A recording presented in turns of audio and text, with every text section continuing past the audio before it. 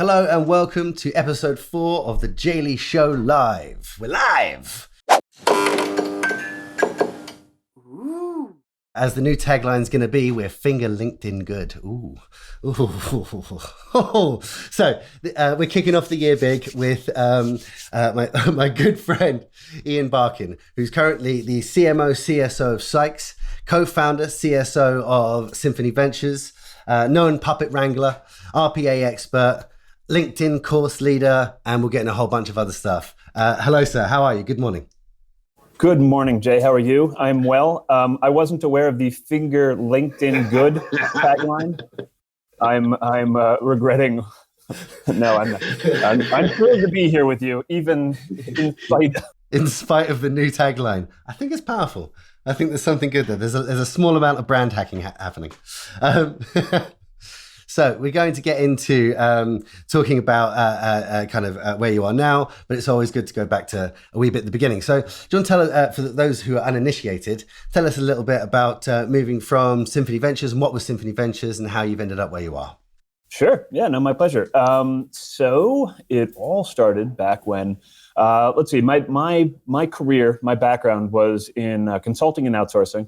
Consulting initially because I wanted to travel the world. I had sort of a travel bug. I wanted to work with companies all over the place, and I thought consulting was the way to do that. The first 10 years of my career, I got to see all parts of New Jersey in the process, and then I moved to outsourcing, where I actually got to see all parts of the world, where I got to work with teams all over the place, really intelligent, passionate, interesting, caring individuals in every country you can imagine, and then this trend of trying to emulate the work that those people were doing with software popped up, and never knew. I mean, yeah, I've long said we've been automating since the wheel. We're always trying to use technology, whatever the technology is at the time, to augment us and to supplement us and to enable us to do more and to free ourselves to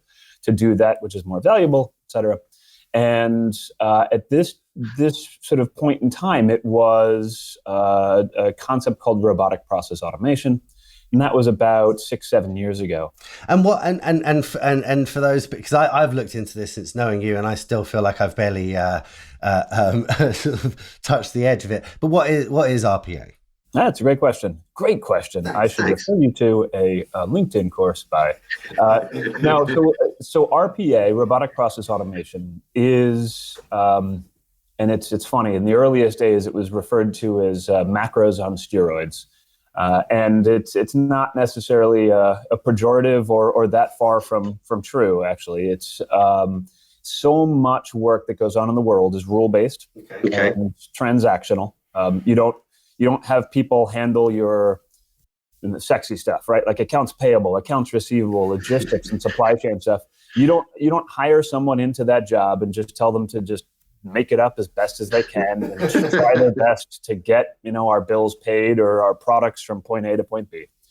There are rules. Sometimes there are also regulations and requirements, and those are the steps that are put down in process maps and put into training manuals and then trained, and then the teams are trained in that.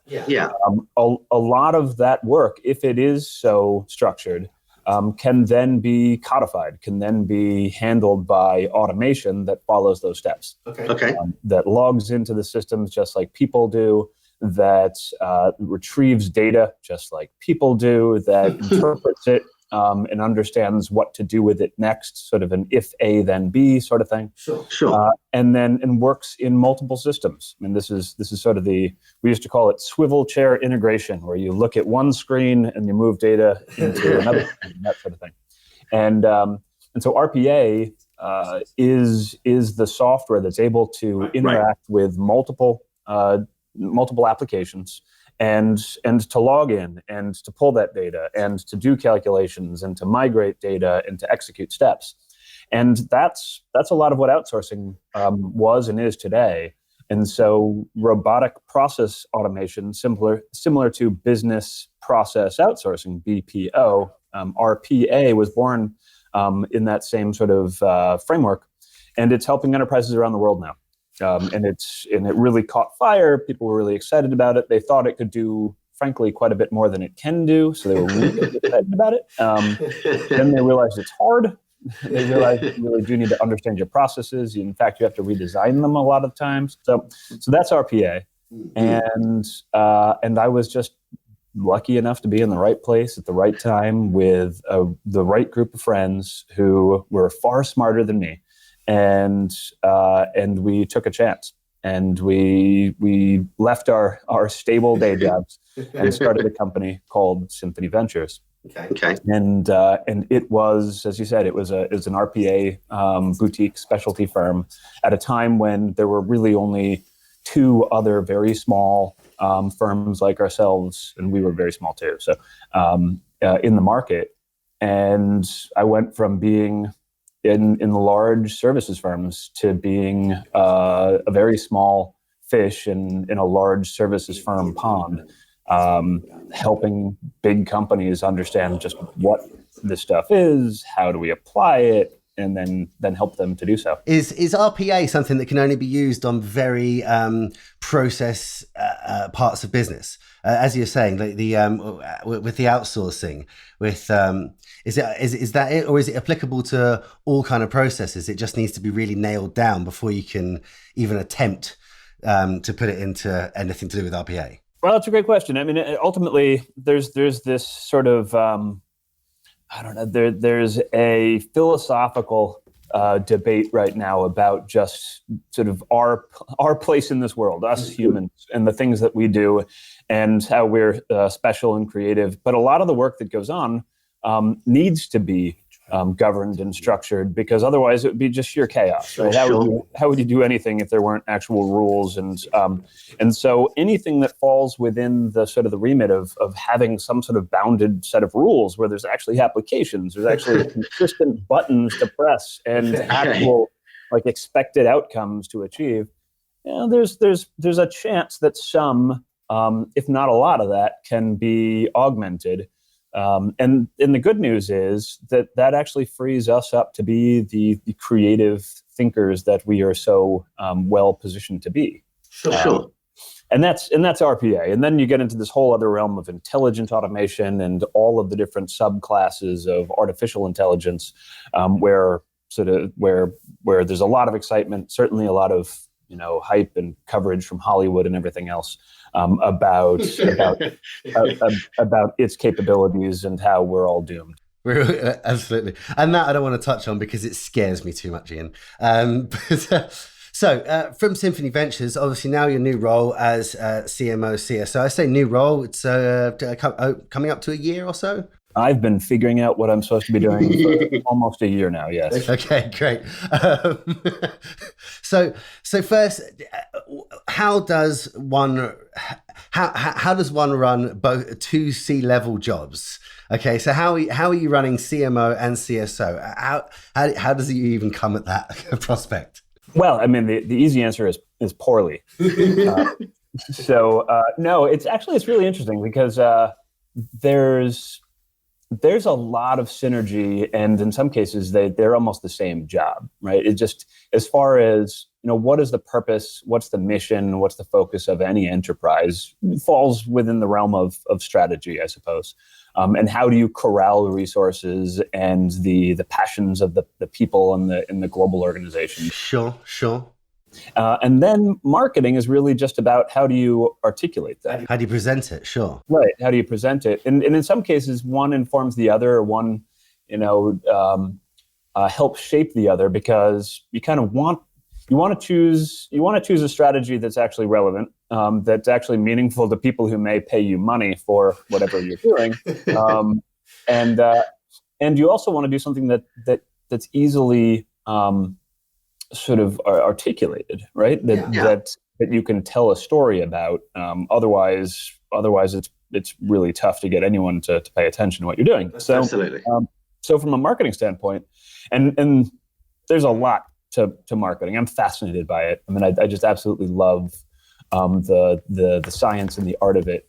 because there's so many different layers. But some of it's just around internal marketing of just how do we align everybody and get everyone excited about the mission. Some of it's about sort of straddles the internal to external fence, because it's like recruiting, it's employer branding, it's how do you get that image out so you can hire the best. And you have to have a strong internal message, both internally and externally. But it's obviously the way you communicate it differs depending on who you're trying to speak to.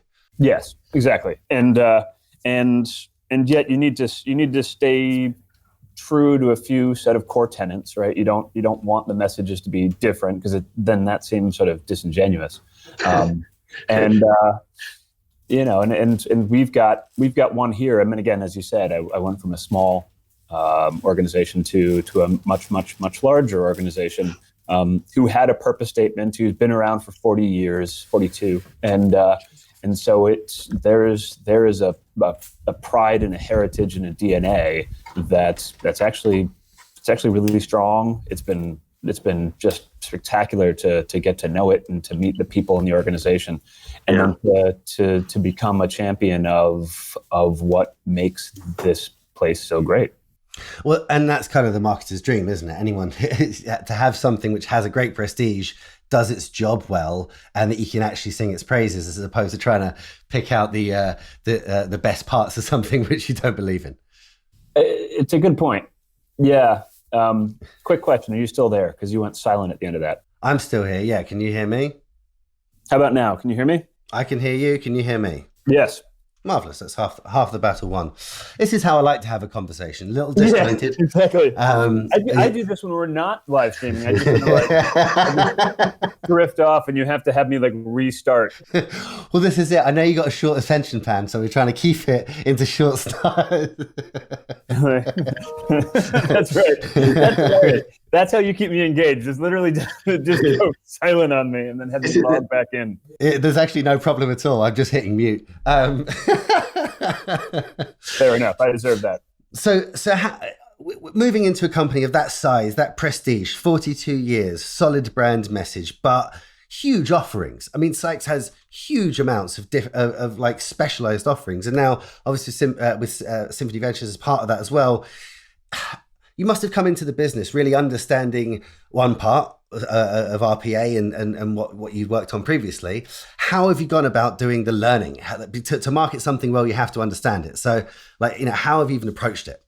Yeah, well, it's a great question. I mean, I approach everything with a healthy sort of, I guess, inferiority complex and fear of imposter syndrome, as you say. So there's always a lot that I need to learn, and so I'm constantly in a learning phase always. So this is no different. Thankfully, because I had been in outsourcing in my background, there are core components of the core business that I'm just familiar with, right? So. Sure. I mean, for sake of context, I mean, Sykes Enterprises, as you said, 40 years old, is primarily engagement services, which is a sort of the modern way of saying we do a lot of call center. So, and the thing about that, which I find so fascinating, is what's the most important thing to any major enterprise? The most important thing. It's got to be their customers. Their customers. And so speaking to, caring for, engaging with, and creating experiences for those customers, I mean, if you follow the logic, that's pretty important to them. And the evolution, thanks to sort of geopolitics and the fact that certain countries have lower costs of living, you can get some really qualified people in those locations to be that touch point that your customers interact with. But the thing everyone's worried about is, if I'm outsourcing the voice of my company or the voice to my customers, can I trust it to have the same care and attention that I do? Right. And so, it's interesting. So the purpose statement for Sykes is we help people one caring interaction at a time. And it's interesting because it could sound fluffy, but then honestly, having been part of this family now for a year and a bit more, it is embraced. I mean, that is truly held dear as a core tenet of everything that we do, because we understand the privileged position that we're in. And so a lot of enterprises, I mean, we work with hundreds of leading global enterprises, and we play that role of one of the most intimate steps of their entire ecosystem and journey, whatever you want to call it, value chain. We talk to their customers. We care for them, or we listen to them when they're unhappy, or we. Exactly. Right. And if you're taking care of complaints, that's the best. One of the best ways of helping a business grow is actually getting those complaints and understanding them and changing your processes. So absolutely, indeed. Okay. And so that's the heart and soul of the majority of this company. And then they've made acquisitions to add strategic capabilities. It's why I'm here, as you mentioned. The robot boutique consultancy is now part of this larger engagement services firm, so that we can still achieve the same great ends of caring interactions. Just because. Sure. If you free people up from the mundane transactional stuff, they can be listening, they can be acting as the humans that you want engaging with your customers. So, 100%. So that's, to your question, that's what I've had the chance to travel. Even this month, I'm going to Costa Rica, I'm going to the Philippines. We've got operations throughout Europe and throughout the US, and I get to meet all of these folks who embrace that responsibility to take good care of our clients' customers. So that must have been a big part of it then, is to being able to go to all the different parts of the business, see these people, speak to people who are then dealing with hundreds of different clients, or it must have made it a little easier to get on top of what you're going to essentially push out. Oh yeah, and that's. And it's always a learning journey, and I'm still figuring it out, and still counting on I will meet thousands more people this year to help me further understand and embrace, and then to channel and share that what makes us who we are. And then I guess one of the bigger challenges I have is we're business to business. Yeah, and that's a whole ball of wax as far as how do you create a brand and engagement when you're B2B rather than like selling sneakers or cupcakes or makeup. The B2C, it's not easy. It's just, it's a whole different. I agree. B2C marketing can be easier because there's a simpler focus. You're looking to get through to the decision maker about whether they want to buy this thing, as opposed to saying, with B2B marketing, you're looking to get through to the influencer, to the decision maker, the finance person. It has to make sense in 4 or 5 different ways, to a whole raft of people, and then across all the industries as well. Yep. And then there's just personality. I think that people like engaging, and you got to build the personality of a business, right? Yeah, it's so hard. And when we were smaller, when I was a little startup, that was easy because the personality and often is the personality of the founders, or the personality of just the disruption that you represent. The office environment, the culture that you just have day to day is what the company is. Sure, that's right. Like, for instance, you made the decision to introduce a cat into your office. That just shows poor judgment from a leadership. Can't RPA this, okay? Can't I RPA this cuteness, Mr. Ian? Bring it in. I want to see this cat. Where is the cat? Here we go. No, it's it's asleep. It's asleep. The whole that's time. Rude. I would have expected it to be paying attention to our discussion, but that's truly catnapping. Apparently, that's the thing. So there's that. And then you get to bigger enterprises and it's harder to have a personality. Because that personality is spread across hundreds, thousands of people, hundreds of locations. Sure. Yep. And I guess if you're in a business to business, it's even harder to have a personality because you're not engaging directly with any consumer. No. But we've got this amazing opportunity to engage with our enterprise clients, customers. Sure. The customers will never know that we exist, right? They don't even know our name. It's irrelevant. It's kind of like, I don't know, there was this chemical company, BASF. We don't make the things you use, we make the things you use better.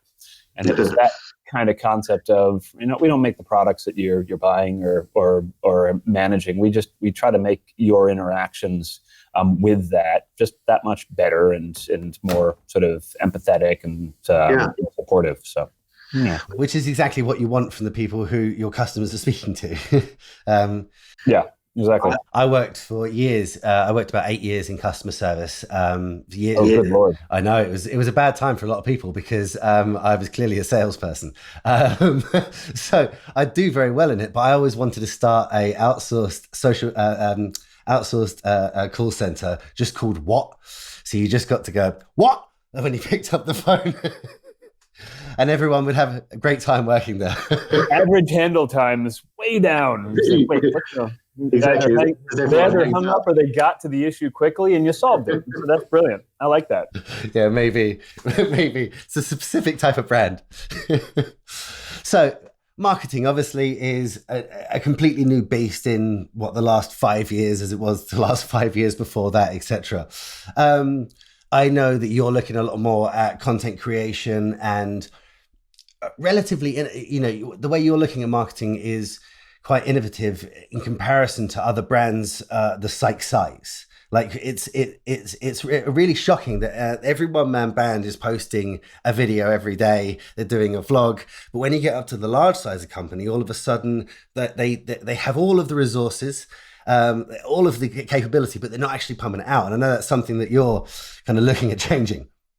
I guess it's funny. It's sort of we'll see if I keep up with it, but it was a necessity, right? When I was part of a small team and we didn't have a very big budget, you turned to the tools available to you, and the channels like LinkedIn. I'm truly fascinated by it. It is amazing. It is so incredibly powerful, and it has so much potential to help you build a brand, to help you get a message out consistently, and just to keep you top of mind. Even if people aren't listening or reading to the content you put out, you're just there, which is always helpful. And so I was so fascinated by it, and I loved it. Right, I embraced it, and I really enjoyed it. And I never did any of it particularly well, but I aspired to. And so it's that passion that. Then you're right. Is in a bigger organization, you've got a lot of resource, but you also have a lot of constraint too. I mean, in some cases. That's true. Okay. So where the one-man band or the small company can just be like, let's do a vlog every day. I don't care if they see our desks are messy. All of a sudden. I mean, to the credit of my co-founders, they just put up with me just because, they would learn about the content that we were putting out when it was out, right? They'd see it from the internet rather than seeing versions and drafts of it. And for some reason they didn't just kick me out, which is just patience on their part. But now when you're bigger, you got to go through reviews just because you got to be careful about what you say. And I guess I'm in a somewhat privileged position that I'm still able to put stuff out. I don't represent the company necessarily sometimes, and I also think the worst thing you can do is be hawking wares, right? The worst thing you can do is get online and say like buy what me. can I do to get you in this car today? Yeah, exactly. Buy me. This is great. That's great. You got to have a personality, but then you got to have actual content value, right? And so that's what I was fascinated by, and what I tried to do for years as a small startup. And then you get to a big organization, and you look at the problem with big organizations is their ability to sort of innovate that message is a bit constrained. And frankly, there's just a commoditization of message, right? If you look across our competitors and peers, I swear to God, the number of times they say experience on their website makes you just want to just end it. And what does it even mean at this point? Once you hear a word 1,000 different times. And so you gotta be a little different somehow. But show that you legitimately care, and you actually have the capabilities, and you're really thinking about what's important for your enterprise clients. But with it's sort of we've got sort of a vocabulary rule where I want to avoid us using the word experience, and it makes sense because otherwise you get to the point where you were in the 90s where everything was extreme. the new extreme turtles, the extreme transformers, everything was, and it was just overused to the point of saturation. No one cares. Yeah. Well, and we're there. Yeah, we're there with experience, and we're there with digital in general, digital transformation specifically. We've said those words so many times that I challenge anyone to come up with the same definition as the person next to them in the same room, putting together their strategies. So how do you piece together a message for a large enterprise that both presents a personality, a personality that you want to work with,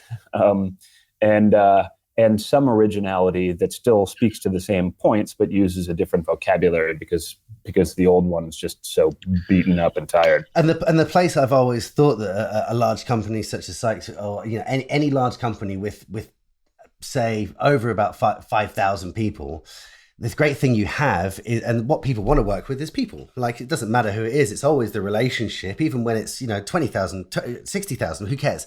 I'm always working with my account manager, the people I'm working. I'm calling a Tony. I'm moaning about something, right? So, you actually have the resources to do that, but there isn't any companies doing it. It's really weird. Facebook, it's the one guy. Amazon, it's that one guy. And they all seem to be guys as well. I can't. It doesn't seem that the companies utilize everyone they've got, which is shocking to me because as the marketing person, the high level stuff of everything, but not necessarily the minutia that the client would care about specific services. So it's a great idea then to go and say, and I'm the same when I'm talking about marketing. I know it's cool because, but I don't know why or the how. And that's when you want to do the have you met Ted and put them in front of someone. And I've always thought it's a great opportunity to do that across the board. And you've got all the resources. Hopefully you can find one face in each department or each focus in the company. I totally agree. I mean, it is what we are actively doing right now. We've got a social influencer program where we're finding all of the individual experts we've got, not just in headquarters, but all over the world. As you said, we're a 60,000 person organization. Wow. And we do have teams that are incredibly capable and passionate and are good storytellers and have the stories to tell. And so, part of it's just a comfort with that right there. The comfort with staring at a glass eye and speaking from the heart and not freezing up, or it's like public speaking, right? A lot of people say that they're just not good in front of cameras, but it's because they get in their own heads. I mean, it just speak to an audience right beyond the camera, but just do it and document it. And so that's a real mission for me this year, is to find those individual storytellers, find those personalities, find and develop the personal brands. And I think what's so great about that as an idea is that for success, or at least it certainly looks like it, the people who have built brands, those brands are more successful. Like, the businesses they work for are more successful. The brand themselves is more successful. It's a real symbiotic relationship with you and the person. And also, for some people, some people, it's really fun. It's an enjoyable thing to do. You and I have just traversed a rocky live stream. And it's, the hairs on the back of my neck have stood up a few times, but at the same point, it's been fun. And I like that. Whereas this would be horrendous for someone else who's not doing the camera thing as much. But there's always someone somewhere who's like, I wouldn't mind writing a blog. Great. You're a writer. Fantastic. I think it really is. It's not a job. I love it. It's so much fun to do this, and it hones your craft, and it makes you comfortable with speaking to audiences of different sizes, and you won't be great when you start. I'm not great now, but you're getting better and better. And you're right. And a lot of enterprises just have that single face, and it shouldn't be that, because people. It's funny. We're having this discussion with a lot of our sales team now. When you engage with someone, they will stalk you, right? They will look you up online. The first thing they do once they've received an email from you, right now is they will go to LinkedIn and see what you're all about. Yeah, of course. And maybe they'll look further too, but LinkedIn is, I guess, maybe this is just speaking personally, that's where you go to stalk someone.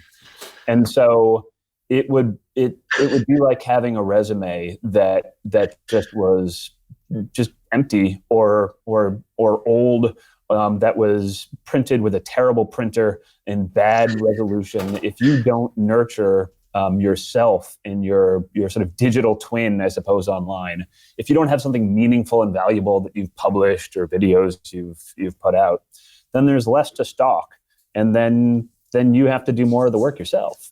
Exactly, and there's so many opportunities. By the way, you're quiet again, so I'm going to. Wonderful. What I do like about this is we now know that we're going to move away from the current live streaming that we're using. I'll tell you. So I've had live stream capability on LinkedIn. Yeah. For many, many, many months. I was one of the beta users. I begged into being one of the beta users, and because of the challenges and the complexity, I just haven't done it as much. It's a whole lot harder than it should be. It's tough. I mean, it's hard to do any conversations like this. It's very hard for me to be entertaining, is what I'm trying to say. But when stopped, that's it.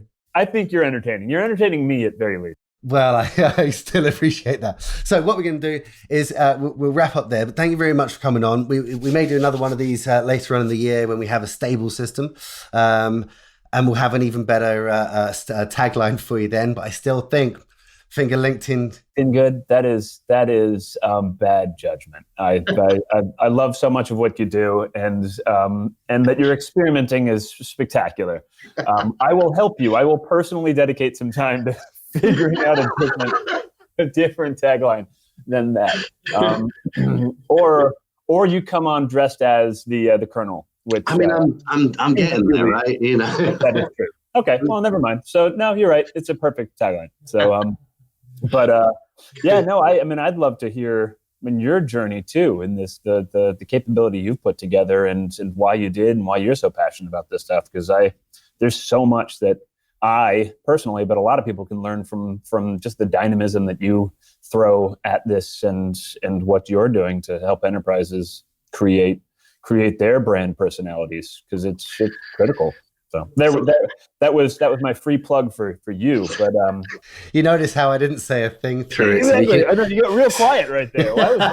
So now we can use it in perpetuity. So look, thanks very much. It's been great talking to you, and I'll talk to you soon. All right. Great. Thanks, Jay. Cheers. Take care. Bye. Bye.